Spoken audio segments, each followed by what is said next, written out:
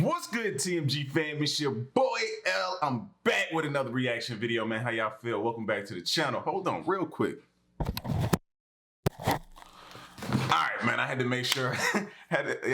Believe it or not, bro, I have to make sure that mic is on, man. I recorded a whole video one time and the mic wasn't on, man, and I was just like, oh, you can't go back, so you lose that whole video, man. I've done it before, it happens though, but sometimes you be thinking about it. But listen, bro, we back.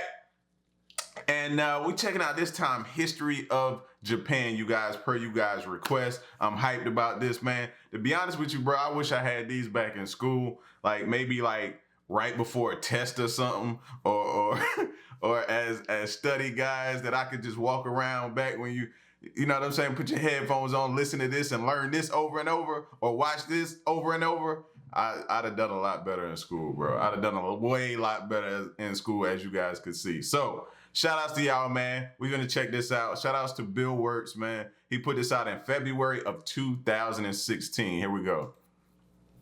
Japan is an island by the sea filled with volcanoes, and it's beautiful. In the year -1 billion, Japan might not have been here. In the year -40,000, it was here, and you could walk to it, and some people walked to it. Then it got warmer, some icebergs melted, it became an island, and now there's lots of trees, because it's warmer. So now there's people on the island. They're basically sort of hanging out in between the mountains, eating nuts off trees, and using the latest technology, like stones and bowls. Ding dong, it's the outside world, and they have technology from the future, like really good metal and crazy rice farms. Now you can make a lot of rice really, really quickly. That means if you... Have y'all ever seen a video? I actually sat down the other day and watched one of those videos where they show them like planting the rice, pulling it up, doing all that, like the whole video, bro. I watched, and it's just amazing. That whole entire process is amazing. And crazy rice farms. Now you can make a lot of rice really, really quickly. That means if you own the farm, you own a lot of food, which is something everybody needs to survive. So that makes you king. Rice farming and rice kingdoms spread across the land all the way to here. The most important kingdoms were here, here, here, here, here, here, and here. But this one was the most important, ruled by a heavenly superperson, or emperor for short. Knock knock, get the door, it's religion. The new prince wants everyone to try this hot new religion from Biekt. Please try this religion, he said. No, said everybody. Try it, he said. No, said everybody again, quieter this time. And so the religion was put into place, and all the rules that came with it. Then the government was taken over by another clique, and they made some reforms, like making the government govern more, and making the government more like China's government, which is a government that governs more. Hi, China, they said. Hi, dipshit, said China. Can you call us something else other than dipshit, said Japan. Like what, said China. How about Sunrise Land, said Japan. Yo, tell me you wouldn't remember that. Or you might hear yourself like during a test, be like, how about Sunrise Land? Everybody looking at you in the classroom. So what? Whatever kind of way I can use to remember this stuff, you just hear me back there humming it. Then dipshit, said Japan. Like what, said China. How about Sunrise Land, said Japan. And they stole China's alphabet and wrote a book about themselves. And then they made lots of poetry and art and another book about themselves. Then they stopped moving the capital every time the emperor died and kept it in one place for a while, right here. And they conquered the north finally. Get that squared away. A rich hipster named Kukai is bored with modern Buddhism, visits China, and learns a better version, which is more spiritual. Comes back, reinvents the alphabet, and causes art and literature to be great for a long time. And the royal palace turned into such a dream world of art that they really didn't give a shit about running the country. So if you live outside the palace, how are you supposed to protect your shit from criminals? Hire a samurai. Everyone started hiring samurai. Rich, important people hired samurai. Poor people who could not afford to hire samurai did not hire samurai. The samurai became organized and powerful, more powerful than the government, so they made their own military government, here. They let the emperor still be emperor, but the shogun is actually in control. Breaking news, the Mongols have invaded China. We've invaded China, said the Mongols. Please respect us, or else we might invade you as well. Okay, said Japan. So the Mongols came over, ready for war, and died in a tornado. But they tried again, and had a nice time fighting with the Japanese, but then died in a tornado. Then the emperor overthrows the shogunate. Then the shogunate overthrows him back and moves to Kyoto and makes a new shogunate. And the emperor can still dress like an emperor if he wants, that's fine. Now there's more art. Like painting with less colors, collaborative poetry, plays, monkey fun, tea parties, gardening, architecture, flowers. It's time for who's going to be the next shogun. Usually it's the shogun's kid, but the shogun doesn't have a kid. So he tries to get his brother to quit being a monk and be the next shogun. He says okay, but then the shogun has a kid. So now who's it gonna be? Vote now on your phones. And everyone voted so hard that the palace caught on fire and burned down. The shogun actually didn't care. He was off somewhere doing poetry. And the whole country broke into pieces. Everyone is fighting with each other for local power, and it's anybody's game.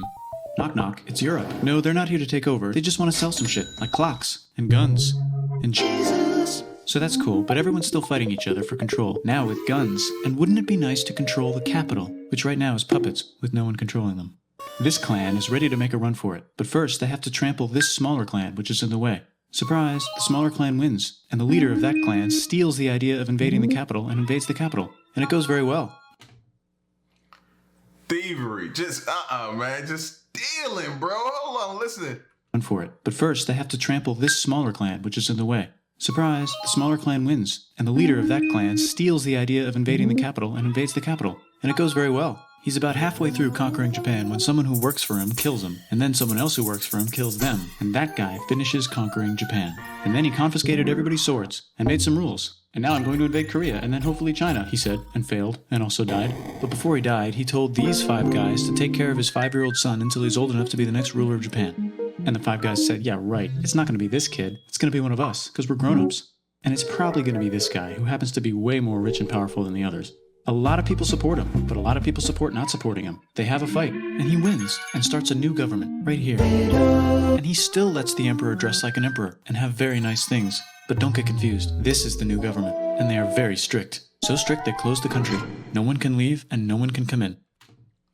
Yo, you close a whole country, fam. Nobody can leave or go. I mean, that's crazy. That's crazy. You gotta stay. You can't leave. That's crazy. Except for the Dutch, if they want to buy and sell shit, but they have to do it right here. Now that the entire country was not at war with itself, the population increased a lot. Business increased, schools were built, roads were built. Another reason population increased. Nobody couldn't go nowhere. Wasn't nothing else to do, so you know.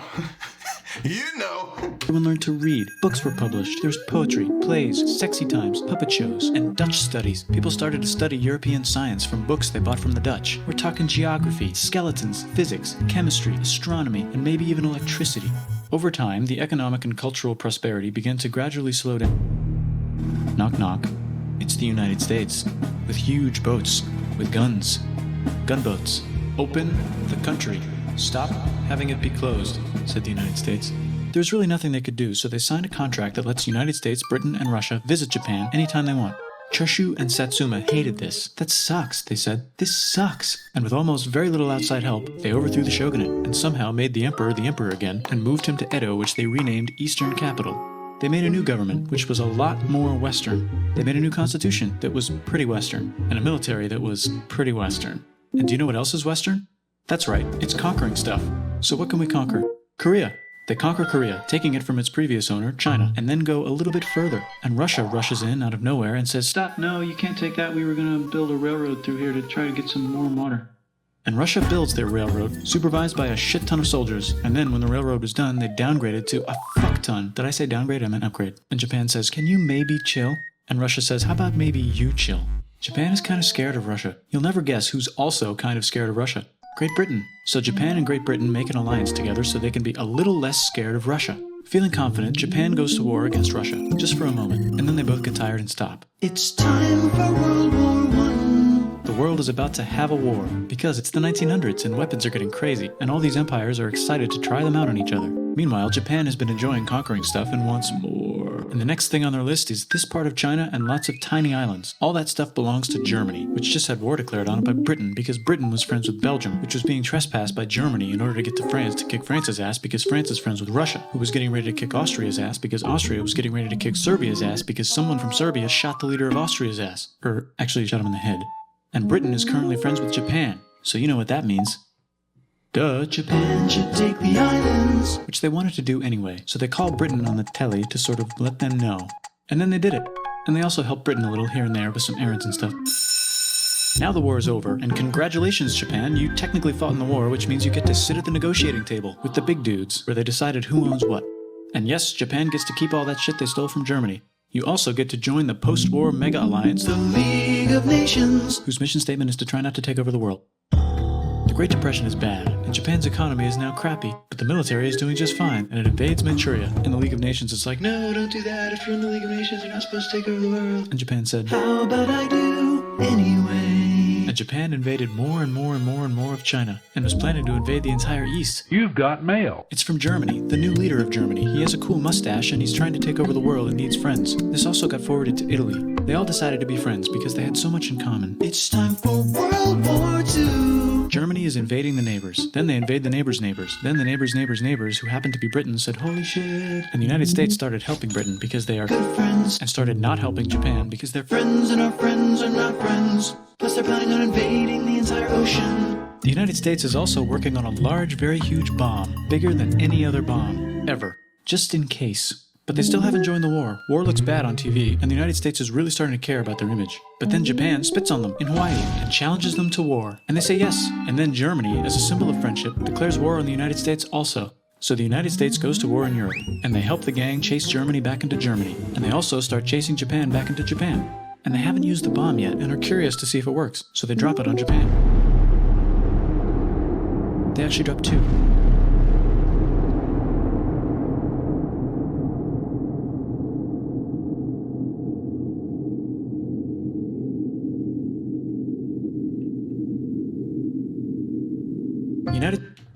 Wow. Did that silence, did you feel that silence, the impact of that, man? That was insane. Hold on. Let me go back, bro. They actually get Germany back into Germany. Works, so they drop it on Japan. I felt that like in my soul, bro. Gosh. They actually dropped 2.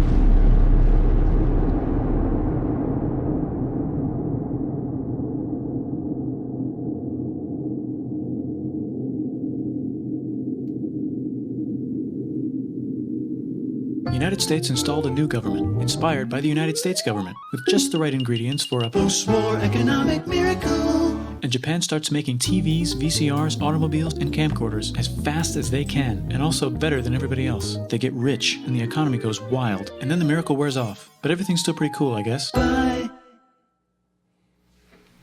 Yeah, when they dropped the bombs, bro, like, that was insane. Just thinking about that. Man, listen. Phil Works is that dude right there is dope. He's dope, man. I wonder what's his background. Was he a teacher or a history teacher or anything like that, man? Or is he just a historian? He just loves history, or because, man, he needs to put together like a course, man, and go back and teach a lot of these teachers, bro. That is captivating. Very, very captivating. It keeps you engaged the whole time. The way he changes up his voice, the little harmonies that he be putting in there, just certain things that make it intriguing, man. And I think we need that in schools, man. So y'all get at me in the comment section. Let me know what y'all think. Leave a like, subscribe, and stick around and stay tuned till the next reaction video, man. I'm out. Peace. Y'all stay solid. Hey. What we do here is go back.